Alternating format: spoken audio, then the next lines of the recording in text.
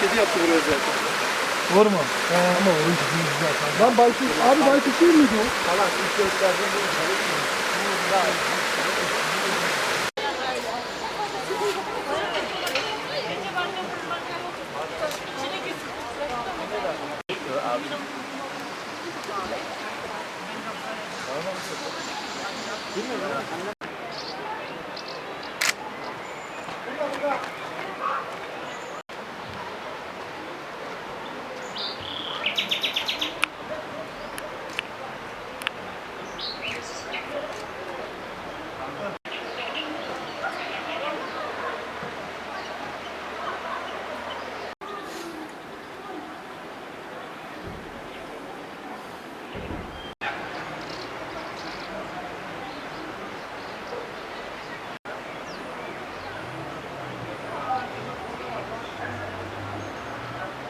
Ben tarih öğretmeniyim.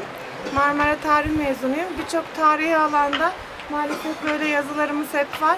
O da tarih bilincimizin tam olarak yerleşmemesinden kaynaklanıyor.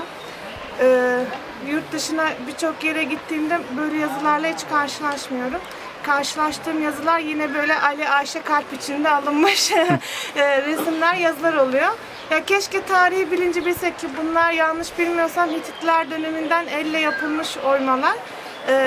Tarihi olarak önemli ve turist çekebilecek, özellikle yabancı turistlerin ilgisini çekebilecek bir yer. Fakat sanırım tam anlamıyla reklamı yapılamıyor ve maalesef de koruyamıyoruz.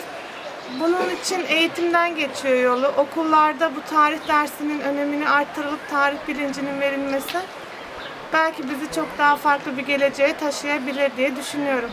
Gayet güzel, benim hoşuma gitti. Ama biraz bakımsız, daha doğrusu insan hatası, kullanım hatasından sıkıntı var. Yani iyi kullanmıyoruz, genel olarak böyleyiz ama gayet güzel ama güvenlik açısından biraz problem şey. Yani giriş çıkışlarda sıkıntı yapmışlar.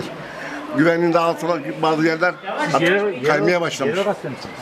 Onun için biraz şey olsa, güvenliğin daha sağlam alıp tel örgüleri falan daha rahat olur. Çok güzel, yemyeşil. Yani manzara muhteşem, havası güzel, yani gayet güzel.